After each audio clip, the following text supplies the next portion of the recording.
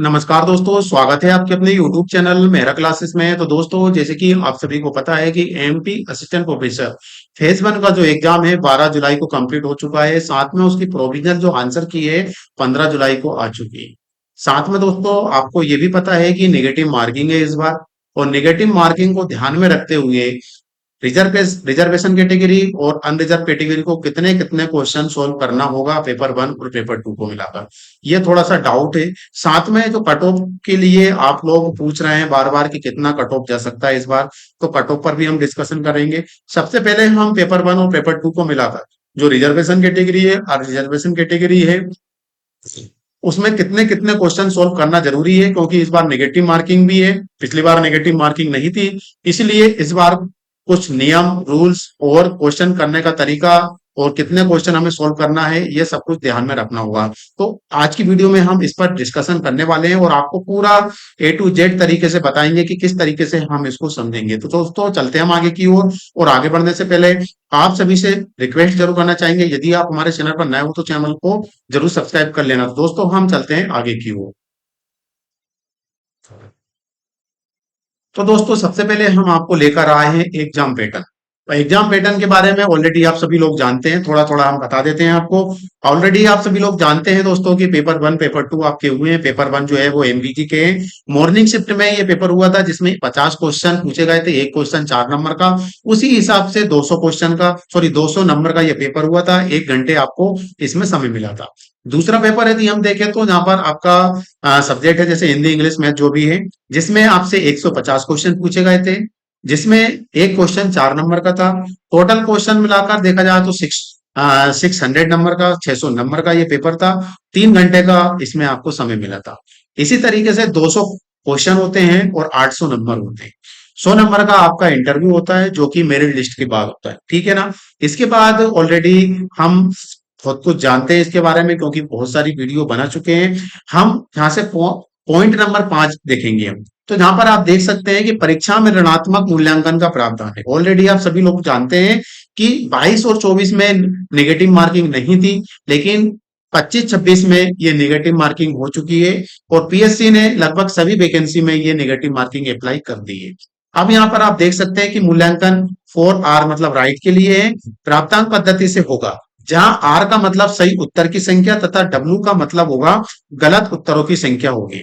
प्रत्येक सही उत्तर के लिए 4 अंक प्रदान किए जाएंगे एवं प्रत्येक गलत उत्तर के लिए 1 अंक काटा जाएगा। कुल मिलाकर हम बात करें दोस्तों कि 1 नंबर के क्वेश्चन आप सही करते हैं क्वेश्चन, तो वहां पर आपको 4 नंबर मिलते हैं। और वहीं पर हम यदि एक क्वेश्चन आप गलत कर देते हैं तो आपको 1 नंबर कम हो जाता है। और एग्जाम्पल के लिए हम देखें दोस्तों कि यदि आपने 2 क्वेश्चन सोल्व किए, जैसे कि दोस्तों एक क्वेश्चन तो आपने सही किया तो उसके आपको कितने नंबर मिल रहे हैं, 4 नंबर। और दूसरा क्वेश्चन आपने गलत कर दिया तो उसके नंबर आपको माइनस हो जाएंगे, मतलब जो नंबर मिले हैं उसमें से 1 नंबर कम हो जाएगा। तो आपके टोटल नंबर कितने हो जाएंगे, 3 हो जाएंगे। अब यहाँ पे पॉइंट नंबर 6 देखें, तो इसको अच्छे से समझना है थोड़ी गहराई से। दोनों ही प्रश्न पत्रों में पृथक पृथक 40% अंक प्राप्त करना अनिवार्य, मतलब अनरिजर्वेशन कैटेगरी के लिए 40% अंक प्राप्त करना जरूरी है। दोनों मिलाकर, मतलब दोनों पेपर को अलग अलग, पृथक पृथक का मतलब होता है अलग अलग। पेपर 1 में 40%, पेपर 2 में भी 40%। प्रत्येक अनुसूचित अनुसूचित जाति, एससी, अनुसूचित जनजाति तथा अन्य पिछड़ा वर्ग ओबीसी, आर्थिक रूप से कमजोर ईडब्ल्यूएस एवं डिसेबिलिटीज के लिए 30% लाना जरूरी है। 30% पेपर 1, 30% पेपर 2, ठीक है ना। इसी के आधार पर आपकी मेरिट लिस्ट तैयार। अब इसको हम थोड़ी और अच्छे तरीके से समझते हैं। तो यहां पर हम देख सकते हैं दोस्तों कि हम बात करते हैं सबसे पहले यूआर कैटेगरी। कौन सी category, UR category. UR category है और जिसमें कितने परसेंट लाना है अपन, 40%, ठीक है ना। ये 40% लाना है। तो सबसे पहले हम पेपर 1 देख लेते हैं। पेपर वन में कितने क्वेश्चन होते हैं, एक सॉरी 50 क्वेश्चन। और किसमें कितने क्वेश्चन सही करना है मैंने, 40%। ये तो हम 100 से डिवाइड कर देते हैं, 0 से 0 कैंसिल और 0 से 0 कैंसिल। 4 5 से कितने हो जाते हैं, 20 क्वेश्चन, ठीक है। इसको हम 4 से मल्टीप्लाई कर देते हैं। 4 से मल्टीप्लाई इसलिए कर रहे हैं क्योंकि एक क्वेश्चन 4 नंबर का है। तो यहाँ पर कितने हो जाते हैं, 0 की 0 और 4 2 जा 8। तो कितने नंबर हो जाते हैं यहाँ पर, 80 नंबर। ये जो 80 नंबर है दोस्तों, ये 80 नंबर हमें लाना ही है। अब दोस्तों होता यूं है कि 40% के हिसाब से कितने क्वेश्चन हो रहे हैं? 20। और 40% के हिसाब से नंबर कितने हो रहे हैं? 80। लेकिन दोस्तों कभी कभी ऐसा हो जाता है या फिर ऐसा हुआ होगा कि आपने 20 ही क्वेश्चन सोल्व किए, जिसमें से एक आध क्वेश्चन क्या हुआ कि आपने गलत कर दिए। तो एक आध क्वेश्चन यदि आपने गलत कर दिया दोस्तों, तो उसके नंबर क्या हो जाएंगे? कट हो जाएंगे। तो एक क्वेश्चन इसमें से माइनस हो जाएगा, मतलब एक नंबर माइनस हो जाएगा। तो यहाँ पर कितने हो जाएंगे आपके? 79। जो कि ये क्वालिफाइड मार्क्स नहीं है। क्वालिफाइड क्वेश्चन तो आपने कर लिए, लेकिन क्वालिफाइड मार्क्स लाना बहुत जरूरी है।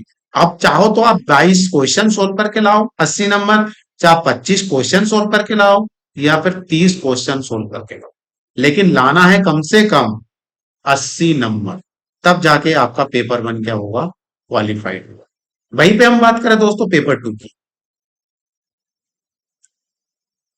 पेपर टू में कितने क्वेश्चन होते हैं? 150।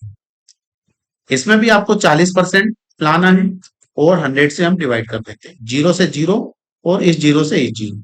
तो हम इसको करते हैं, और 4 5 जा 20 होते हैं, और 4 1 जा 4। 150 क्वेश्चन है यहाँ पर, और 15 × 4 = 60।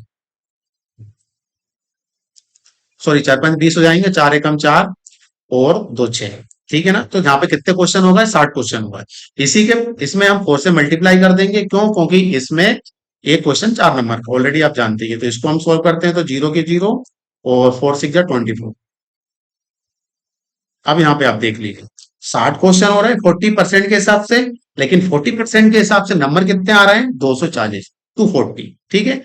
अब इसमें से भी आपने 60 क्वेश्चन सोल्व किए, और इसमें से एक या दो क्वेश्चन आप गलत कर बैठे, तो उसकी आपको पेनल्टी लग जाएगी। दो क्वेश्चन यदि आपने कम किए, तो यहाँ पर आप देख सकते हैं कि दो क्वेश्चन मतलब 2 नंबर माइनस। तो कितने हो जाएंगे? 238 नंबर। ठीक है, 238 नंबर, जो कि आपके क्वालिफाइड मार्क्स नहीं है दोस्तों। है ना? इसीलिए मैं यही कहूंगा कि यदि आप 65 क्वेश्चन सोल्व कर रहे हैं, या फिर 75 क्वेश्चन सोल्व कर रहे हैं, या फिर 80 सोल्व कर रहे हैं, कम से कम 240 नंबर इनको मिलाकर आना चाहिए। ठीक है ना?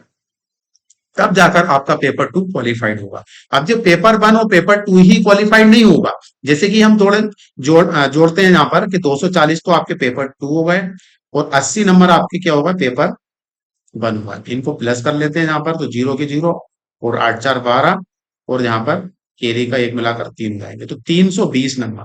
ये 320 नंबर आपके क्वालिफाइड मार्क्स है, लेकिन ये 320 नंबर आपको मेरिट में शामिल नहीं कर सकती, क्योंकि ये सिर्फ क्वालिफाइड मार्क्स है। आपको मेरिट में आने के लिए 800 नंबर के पास पहुंचना है दोस्तों। ठीक है ना? 800 नंबर के जितने पास रहेंगे, उतने में ही आप सेव स्कोर में रहेंगे। ठीक है ना? यदि आप रिटर्न में अच्छे नंबर लाते हैं, तो यदि आप इंटरव्यू में कम भी मार्क्स ला रहे हैं, तो कोई फर्क नहीं पड़े। ठीक है ना? और यदि आपको रिटर्न में नंबर कम है, तो आपको इंटरव्यू में बहुत ज्यादा मार्क्स लेना है, क्योंकि उसमें कितने नंबर का इंटरव्यू है आपका? 100 नंबर का। तो कहने का मतलब ये है दोस्तों, कि जो क्वालिफाइड क्वेश्चन को नहीं देखना है, हमें क्वालिफाइड मार्क्स को देखना है। ठीक है ना? इसी तरीके से हम अपने स्कोर देख सकते हैं कि कितने आ रहे हैं। अब हम देखते हैं दोस्तों कि SC ST OBC वालों को कितना चाहिए। तो यहां पर आप देख सकते हैं कि SC ST OBC EWS और डिसेबल, इनको कितना परसेंट लाना है? 30। ठीक है ना? ये 30% डाल रहे हैं। हम सबसे पहले पेपर वन में, पेपर वन वही 50 क्वेश्चन है यहाँ पर, और यहाँ पे 30% आना है। इसको हम 100 से डिवाइड करेंगे, जीरो से जीरो और जीरो से जीरो, तो कितने यहाँ पर? 15। अभी तक हम 22 और 24 में 15 क्वेश्चन यदि हम सही कर रहे थे, तो हमारे क्वालिफाइड हुए थे, हम क्वालिफाइड हुए थे। लेकिन दोस्तों इस बार यदि एक आध भी क्वेश्चन इसमें से कम कर दिया ना आपने निगेटिव, तो आपके नंबर कम हो जाएंगे। तो यहाँ पर हम 4 से मल्टीप्लाई कर देते हैं,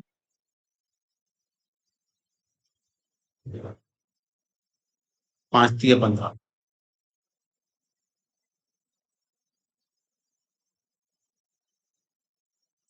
पेपर वन ठीक है, बीच चुका, ठीक है। हाँ, तो यहाँ पर कितने नंबर आ रहे हैं आपके? 60 नंबर आ रहे हैं। कितने नंबर? 60 नंबर।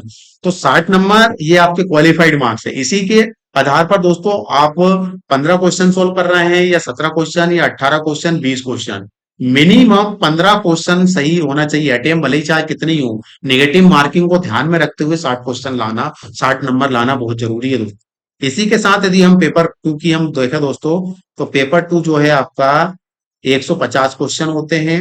इसमें से यदि हम 30% को कम करते हैं, 100 से डिवाइड कर देते हैं, जीरो से जीरो, जीरो से जीरो, तो यहाँ पर देखेंगे दोस्तों, तो यहाँ पर कितने हो जाते हैं? 15 तिया 45, ठीक है ना, 45, ठीक है ना, 45, 45 क्वेश्चन हो रहे हैं यहाँ।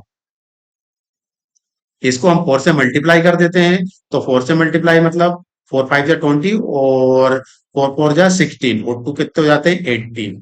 तो यहाँ पर 180 नंबर हो रहा है। 45 क्वेश्चन यदि सही कर रहे हैं तो 180। इसी के आधार पर यदि आपने ज्यादा क्वेश्चन सोल्व कर रहे हैं और मिनिमम आप 45 ला रहे हैं, तो आपके पेपर दोनों क्या है? क्वालिफाइड है। तो इसी के आधार पर यदि हम देखें यहाँ पर, तो 180 और 60, ठीक है, तो कितने नंबर हो रहे हैं? जीरो की जीरो, 8 से 14, जीरो की जीरो, 8 से 14 और 240 नंबर आपके क्वालिफाइड, ठीक है ना। और हमें यही नहीं रुकना है, मेरिट में आने के लिए इनको हमें 800 के पास लेके चलना है, ठीक है ना। तो ये आपका सीधा एनालिसिस था दोस्तों। ये सिंपल सा हमने आपको समझाया है कि इस तरीके से आपको चेक करना है। जिनके पेपर हो चुके हैं या फिर जिनके पेपर होने वाले हैं, उनको यदि इसी आधार पर अपने पेपर को सोल्व करना है, ज्यादा से ज्यादा क्वेश्चन को सोल्व करना है। हम ऑलरेडी इसके regarding paper one, paper two के रिगार्डिंग क्लासेस चला रहे हैं। और अब रही बात कट ऑफ की, ठीक है ना, आपका जो कट ऑफ है ना दोस्तों, उसके रिगार्डिंग कल से वीडियो आपको मिलती रहेगी, ठीक है ना। कल की, आज की वीडियो में सिर्फ हमने पेपर वन का, पेपर टू का एनालिसिस किया कि आपको कितने नंबर लाना है पेपर वन और पेपर टू को मिलाकर। कल से आपको बराबर कट ऑफ की वीडियो मिलती रहेगी। और इसी के साथ यदि आप हमारे चैनल पर नए हो और कट ऑफ की जानकारी लेना चाहते हैं या किसी भी टाइप की, क्योंकि हम इंफॉर्मेशन देते ही रहते हैं, तो आप हमारे चैनल को सब्सक्राइब जरूर कर लेना, अपने दोस्तों को भी शेयर करना, ताकि उन तक भी ये इंफॉर्मेशन पहुंच सके। तो दोस्तों, जिनका एग्जाम क्लियर हो चुका है, क्वालिफाइड हो चुका है, उनको मेरा क्लासेस की ओर से बहुत बहुत शुभकामनाएं। तो जिनका पेपर होने वाला है, आप तैयारी में जुड़ जाइए, क्योंकि नेक्स्ट सेकेंड फेज आने वाला है, थर्ड फेज 30 अगस्त को है, ठीक है। तो आज के लिए दोस्तों बस इतना ही है। फिर से मिलते हैं नए वीडियो नए टॉपिक के साथ। जब तक के लिए जय हिंद, जय भारत।